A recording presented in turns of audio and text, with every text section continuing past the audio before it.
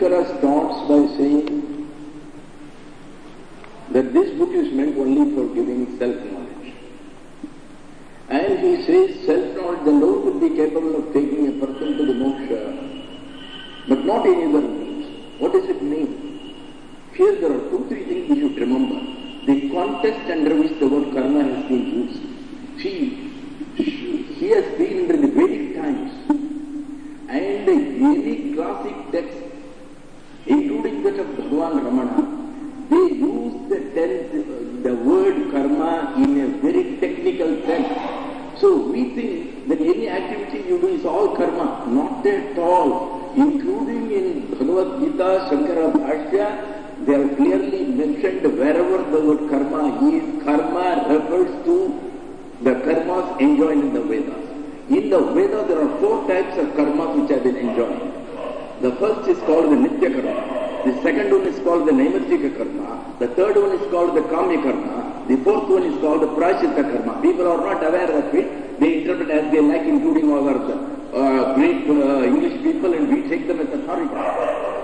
It is 100% wrong. Even a man like Tilak has made such mistakes because people take some portion here and there. Our Shastras are so comprehensive, they are even given how to interpret a particular shloka. They are given 6 tests. You have to adopt all the 6 tests and see whether the interpretation comes in all the 6 ways. It is called the Shadlingas. People are not aware of it, they interpret as they like, and then, they get into the problems. No. So the karmas are 4 different types. One is daily rituals have been prescribed for each type of caste, each type of ashramas, whether it's brahmachari, whether it's linked for each one. They are given that what they should do in the morning, how they should do the worship, what sort of worship they should do. They are called nitya karmas. And these nitya karmas will never take one to the moksha. But why they have been prescribed? They have been prescribed for chitta shuddhi. Then why then at all there is a karma yoga when it is not of no use? It is of absolute use. Again I emphasize, karma yoga is of use. See, these have been discussed at length by great acharyas like Madhvacharya, Ramanuja and all these things. We are not aware of it. We take the 1 or 2 books where the fellows who say they do not know the ABC of our Hinduism, and they write books and we go by their translations and their interpretations. They have discussed about it. They have said, you see, in Gita, the full discussion comes, Shankara's Bhashya in Gita, where he says, Karmaneviki samsiddhin astita janakadeya. Janaka and other great things reached the ultimate culmination of their accomplishment only through karma. Now, there are people who have interpreted that karma alone is okay, and even Vivekananda like people have this. See, each one tells it under certain circumstances, for certain people, under certain contexts, for certain purposes, never adopted as universal. You see, Vivekananda had a particular mission. He had to reach the folds of spiritual folds. So for that purpose he had to tell like that. You tell your son, see, look here beta, you have to take your milk. If you take your milk, you will get luxuriant hair. It doesn't mean the child will get luxuriant hair. But these are all certain methods which are adopted for certain purposes. So we are all adults, we should take them in the proper light. But in these things, we are all still children. We are yet to understand things. So, the karmas means all these rituals which have been enjoined. You see, in these kamya karmas, they come all the various yajnas. You take the entire Samhita, the entire Vedas, which are our only pramanas, which are considered the only authority as far as Hinduism is concerned. There, they are all talking of yagas and yajnas only. That is for reaching the heavens only. But do you mean to say that they were not concerned about moksha? They were.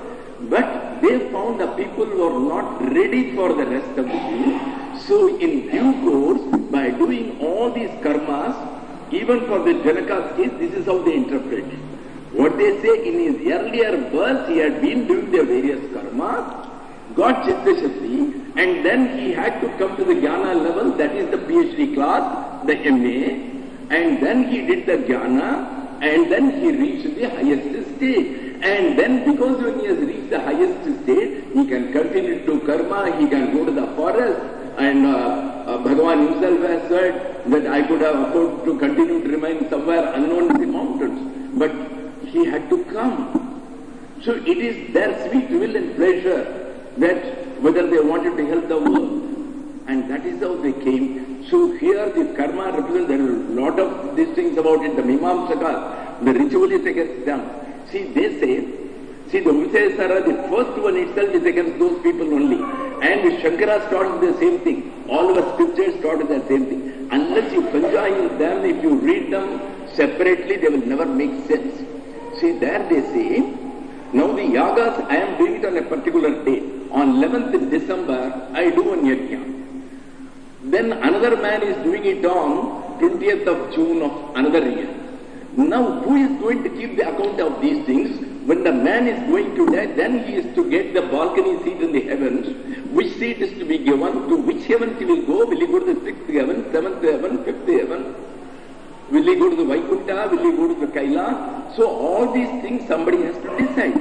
And the karma, what you have done, the karma is lost, over. I did it for 20 days. 20 days are over. Now what will the karma do? The karma is not a conscious being. It has no consciousness in it.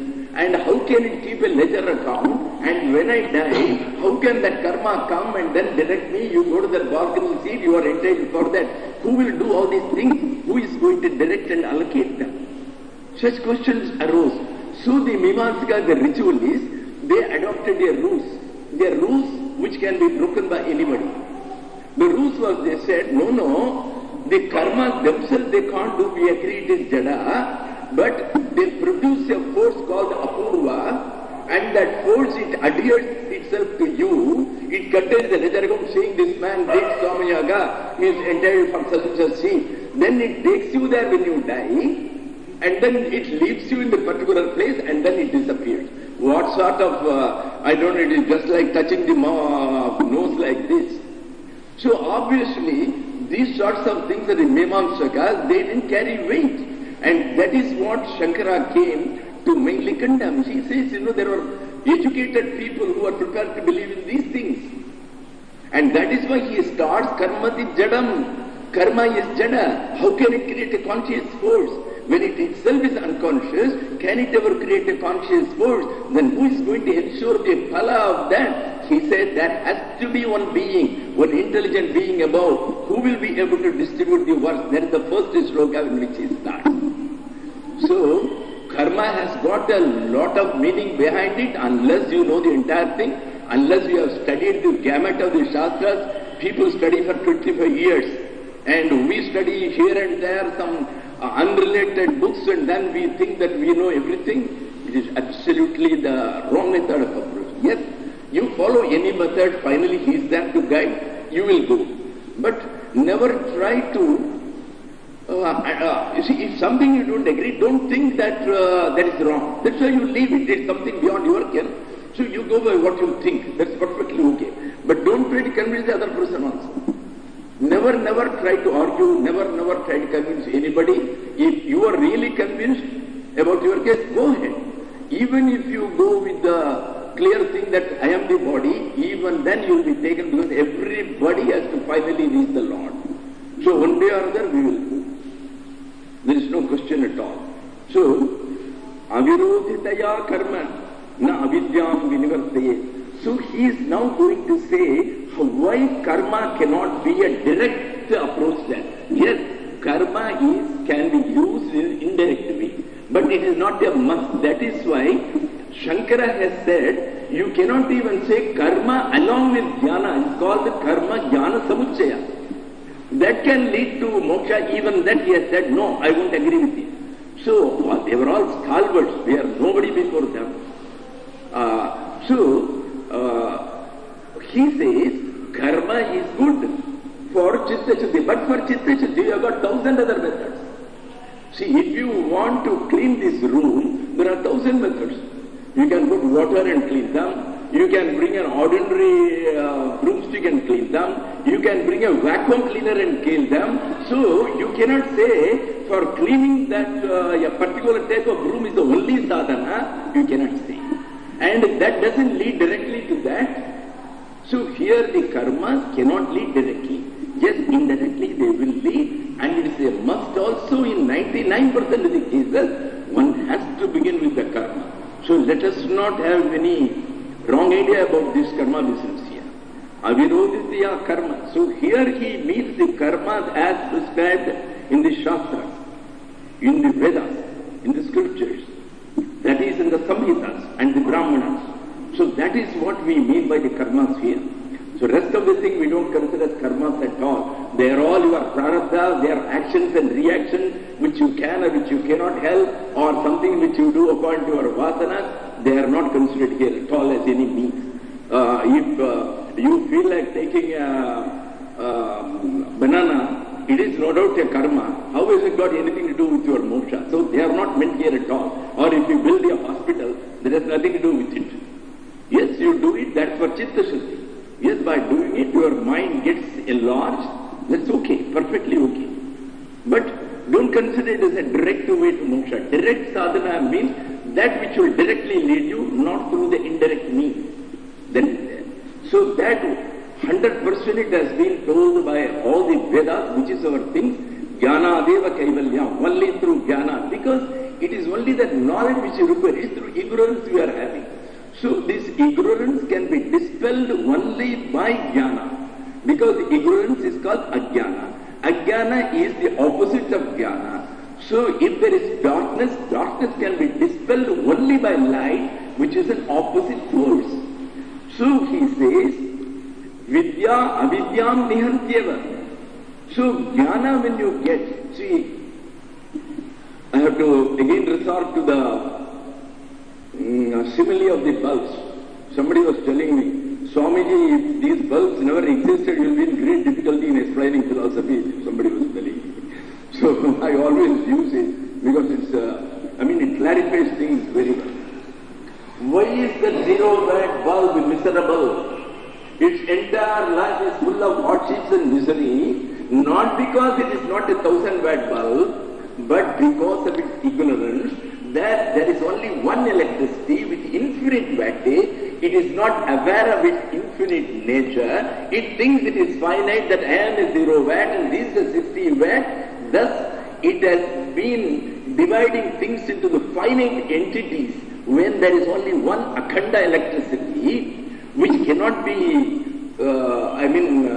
separately distinguished into separate entities. And it is something in the samskara or the vasanas of these bulbs which prevents their full manifestation from coming out. But as far as that is concerned, it manifests itself in its fullness, but you don't realize it, that's all. So the day you realize it, all your hardship is gone. So any amount of rituals it may do so many japas, it may do so many yagas and yajnas, that is not going to solve the problem of the bulb. Yes, if it is yajnas, the next birth it may get as a 200 watt. Again it is going to be miserable because it is not 1000 watt. So it is not going to solve the problem anyway. So this ignorance can be dispelled only by the knowledge as to who I am. The day the electricity knows, I am not the bulb, I am the infinite electricity, the infinite wattage, it is I who is going in the 1000 watt also, then he has no problem. He is in absolute amity, harmony and goodwill with everybody.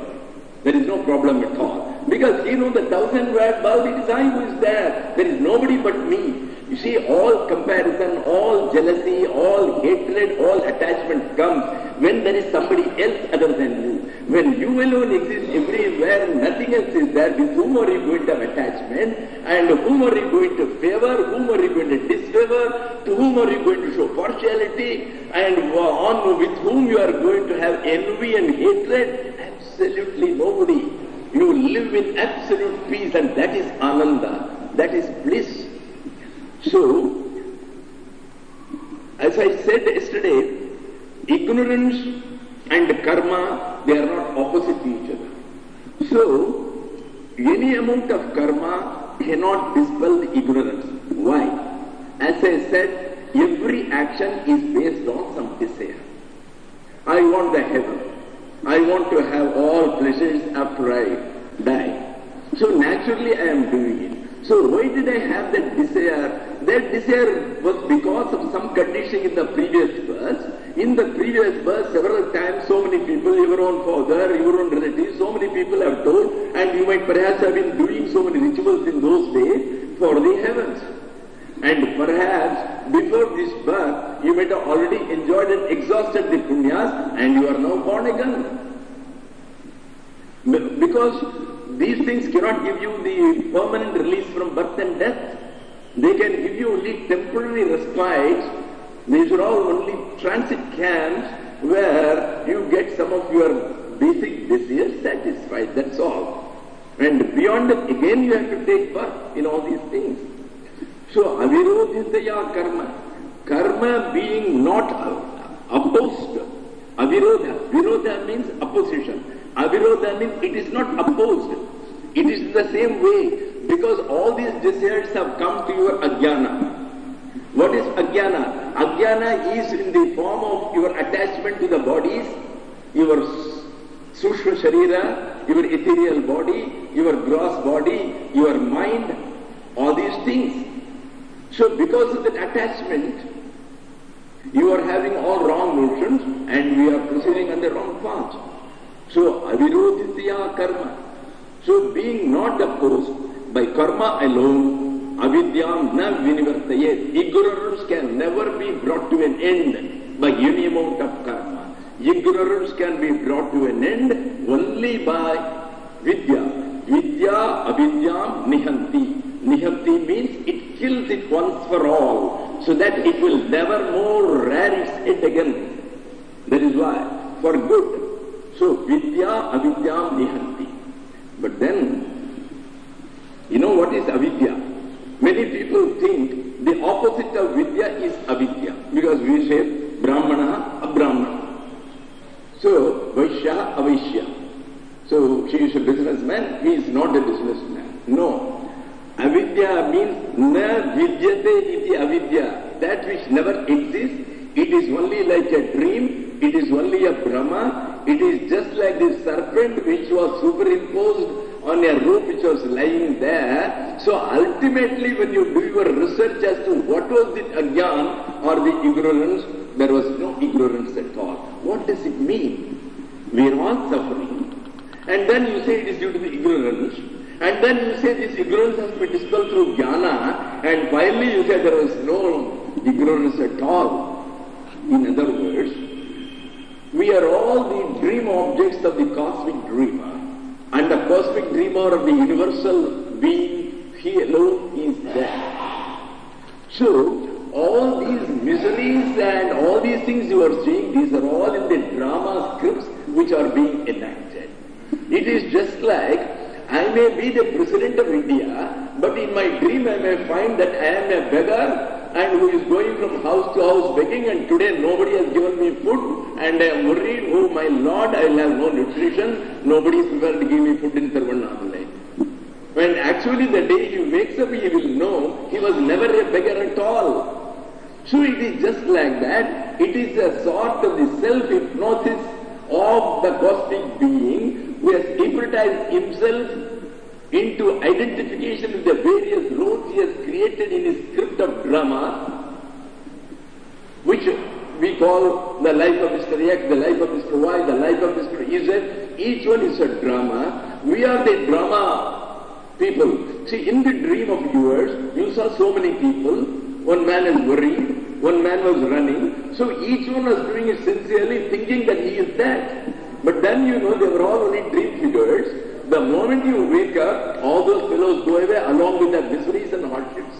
They were all only your imagination. They were you, it was your world. Similarly, now it is our world, and we are dreaming in the form of the cosmic being.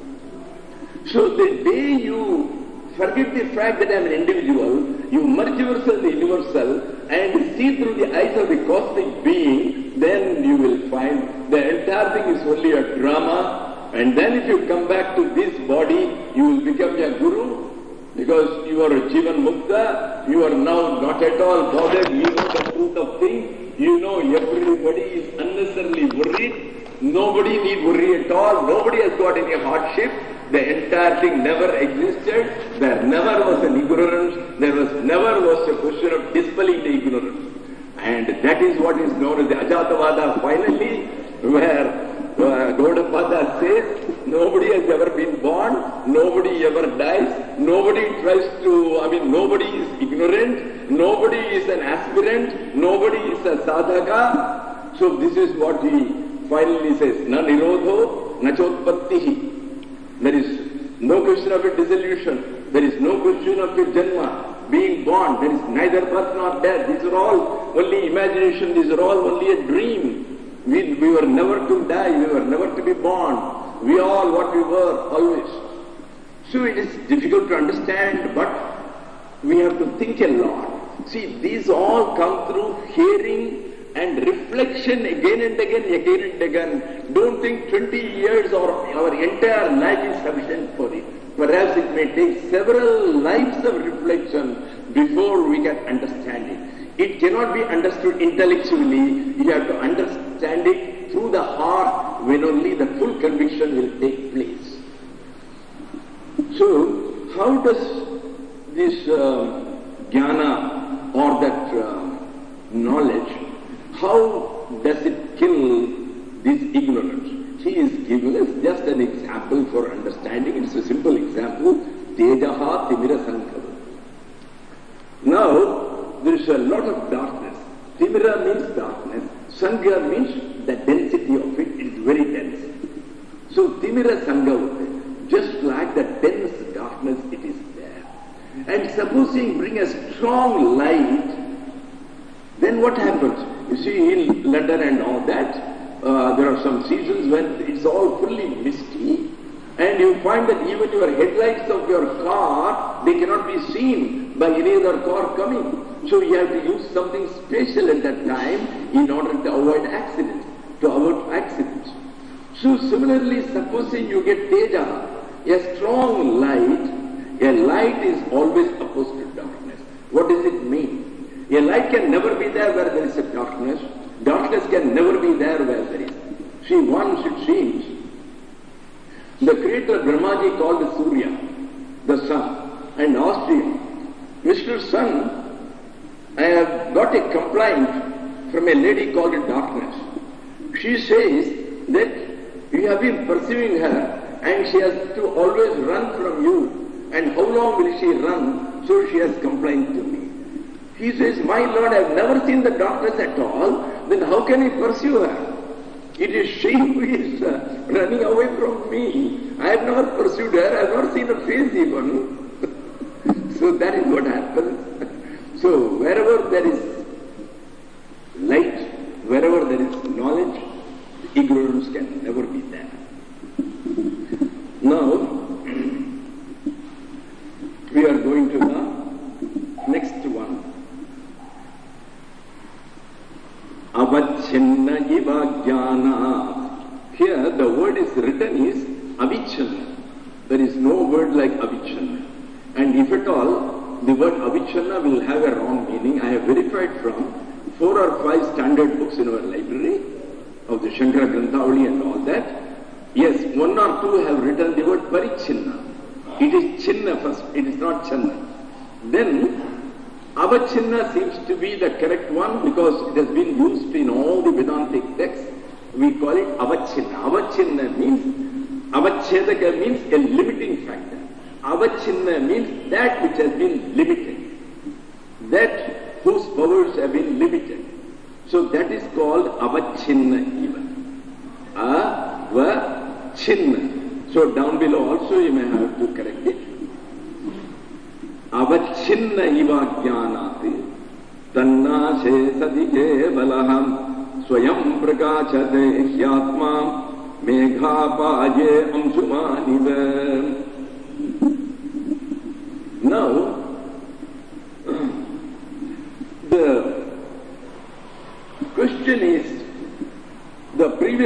on she said that there is only one Atman, you should get his knowledge, that is the knowledge of the self. There is only one self and one should get the knowledge. Now a question is raised by somebody, how do you say that there is only one self? There are so many of us, each one is different. So I would say my self is different from his self is different from his self. There are so many selves. So now she is telling there is only one self.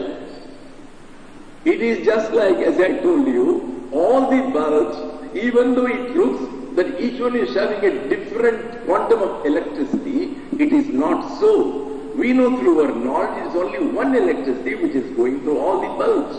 Similarly, there is only one force, one conscious force known as self. So he is now going to answer that. Why we are seeing multiple selves like, while really there is only one self. How do you explain that diversity which we are really seeing and which you say that it is not actually, there is no diversity, there is a unity. So how is it like? Now he is trying to explain it through an analogy. The analogy is, he says,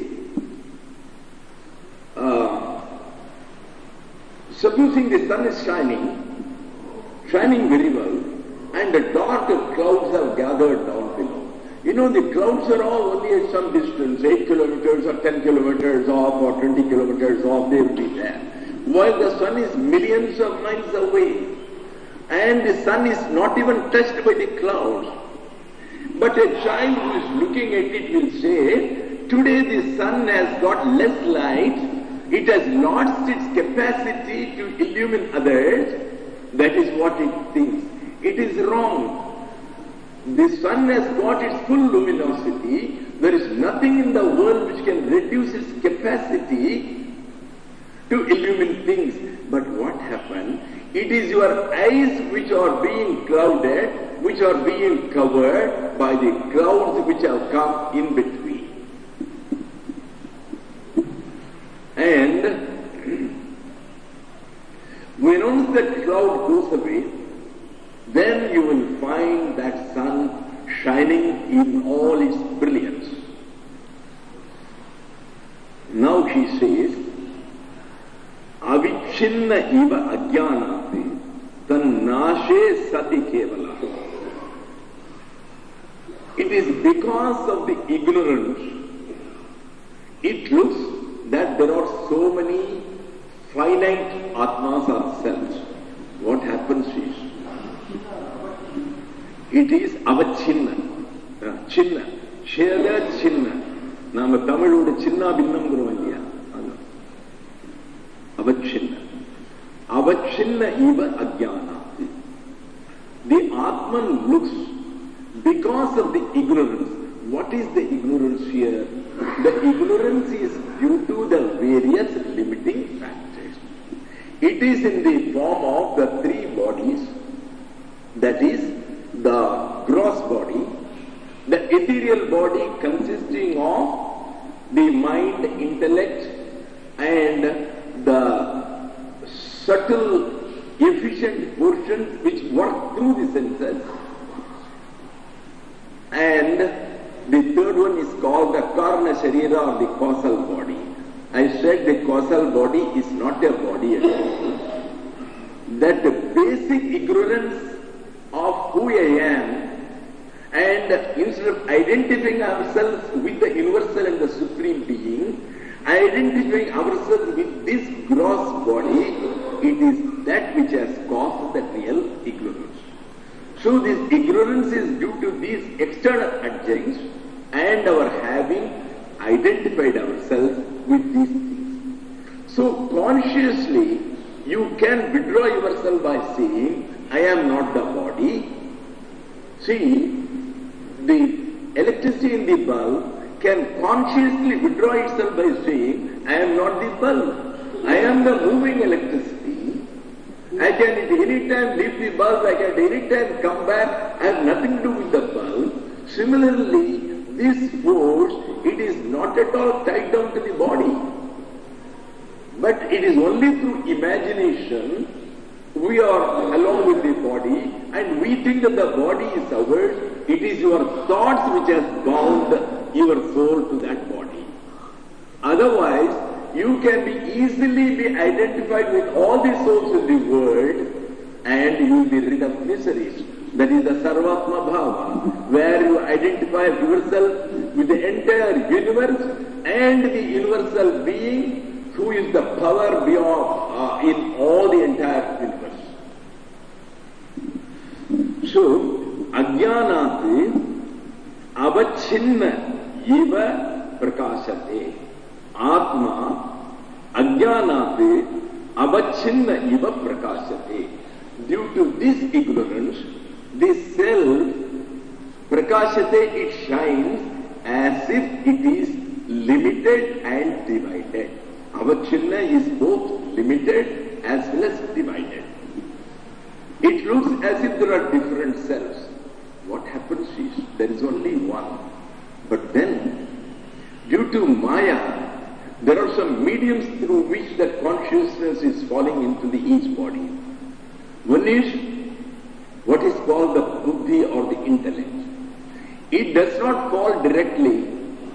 What happens is some reflection of that light of consciousness is falling through it, and then that buddhi is imagining itself as a separate entity, and it is calling, I am Shantananda, I am Richard, I am Dick, I am Harry. So, that is the ego has formed. There is nothing called an ego, there is no individual at all. It is that universal which is going through all these barrels. This is the barrel, this is the barrel, this is the barrel. So many barrels are floating in the universe.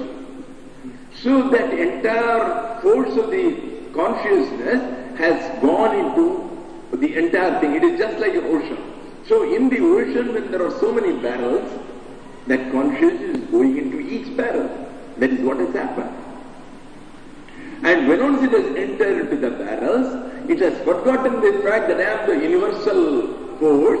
It says, I am number one barrel, the other one says, I am number two barrel, number one barrel says I am 80 years old, number two barrel says I am 30 years old, and the third barrel says I am an MA, the fourth barrel says I am a PhD, the seventh barrel says I am an American, the eighth barrel says I am a Russian. All these things are happening. So, due to the ignorance, it looks like separate, divided entities. Tanashe sati kevalaha. When once that ignorance is lost due to the knowledge gained through a guru or through your own meditation, through that knowledge attained through your own meditation or through satsanga, going to the company of the holy people and then study of scriptures, and following all these practices, when once you are able to destroy that ignorance, nashe sati means while it is destroyed, then what happens? Atma kevalaha. When once the ignorance goes, the world goes. The I goes. First the I goes, because the world follows the I. The entire night you slept, the moment you got up, what will be the first thought? I Shantananda. Oh, I Shantananda has accepted an assignment at morning 8 a.m. Then the word comes, the assignment comes. And then, oh, I have to prepare for it. Where is my pencil? Where is my paper? Now all the word comes in the form of papers, and then I say, let me have my coffee, the bell has gone. So I have to go for my breakfast, then the breakfast comes, the entire world follows. That is how it comes. So everything is based on the I. So if there is no I, who is to perceive the world? There will be no entity to perceive the world at all. Then there will be no world. So tan nashe sati kevalaha. When once that ignorance goes, along with the ignorance this ego goes. Ego is part of the ignorance. Because there is nothing called an ego at all. When you follow the ego to its source, then it is upright, it just disappears because there is no ego at all. Then you alone remain. That is what is called kevala. Kevalaha means that is you alone, aloneness, that is only myself. That is called the Kevala. Swayam prakashate Atma. Then what happens is, only the Atma alone remains and it is illumined. At that stage when the ignorance has gone, you need not take a torch and then search for the Atma. Because everywhere that Atma alone is, it is always shining, it has been covered by the ignorance. The moment the covering has gone, in its fullest splendor the Atma shines, it is self-aware. It is aware of its own self. What does it mean? It is aware that it is. That is a self-awareness of I am. We remain only in that. That is what is called the pure consciousness. The moment you think that beyond that I, Mr. Such and Such, is there, or then you add various other qualifications. I, Mr. Such and Such, belong to Vasishta Guha. I, Mr. Such and Such, who has got some other qualifications. The more you go on adding, the more the miseries, then it is not pure consciousness. Pure consciousness is the highest stage where you alone remain as the being, as the existence, as the one who remains, that's all. So, how does it happen? Megha paye amshumaniva. Amshuman means the Surya, that is the sun. Amshumaniva, like the sun which shines, megha paye. Apaya means the dispersal, the removal. Megha means the cloud. When the cloud gets dispersed and disappears, then nobody need put a torch to see the sun shines by himself. In the same way, when once the ignorance is removed, the Atman is self-evident and you will yourself be aware of it. That is why nobody need put the question, how do I know whether I am enlightened? There is no need. The splendor will be such, you will recognize it by yourself at that time. Now we are going to the next. Ajnana kalusham jivam jnana vyasati nirmalam kritva jnanam swayam nashyeti jalam katakarhenuvati. Now,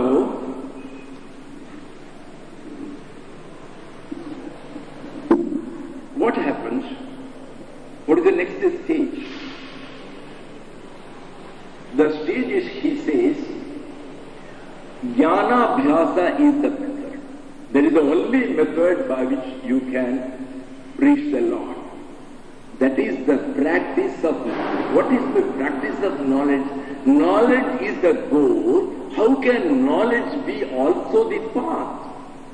There are two types of jnana. The first type of jnana is that which we get, that is called the indirect knowledge, or the paroksha jnana, which occupies our mind.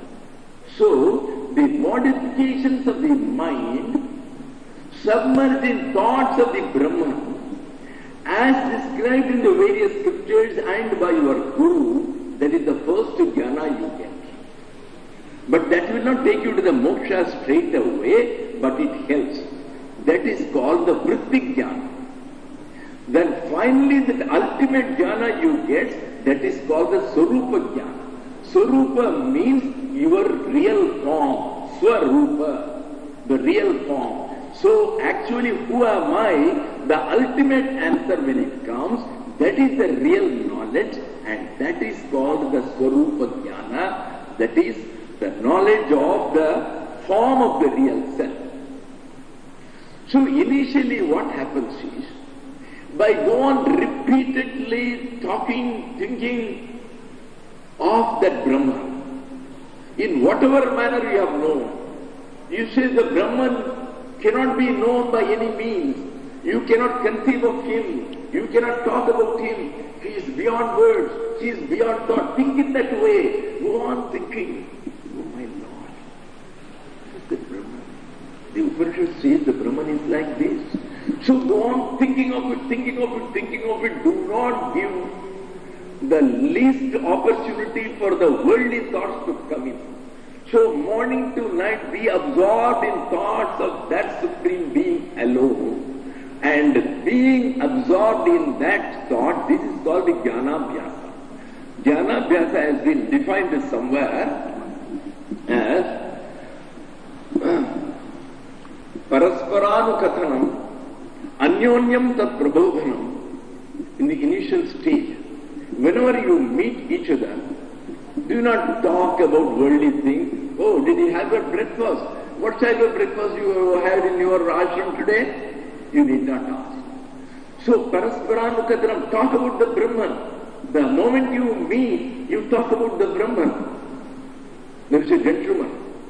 For the last 5-6 days, whenever he comes to my room, he tells me, Swamiji, you said about that rope and the serpent. That serpent is troubling me, I have to kill this serpent.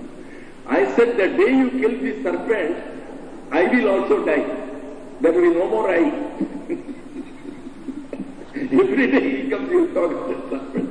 And he will say one day, Swamiji, that serpent is becoming longer and longer.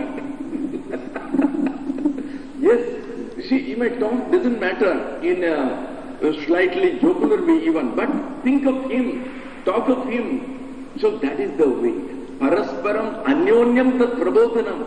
You try to inspire the other man and let him try to inspire you.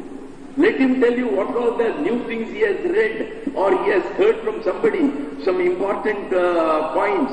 And then you also say, yesterday in a lecture, you say, I have noted down, this seems to be very important. So you talk to him. Thus, you try to enlighten each other about it. And this is called the Jnanabhyasa. And then you go on meditating on it. You go on meditating. When you talk about it. When you think about it. You breathe the Brahman, you talk the Brahman, you walk the Brahman. So completely you be immersed in it. And that is the only way. This is called the Vritti Jnana.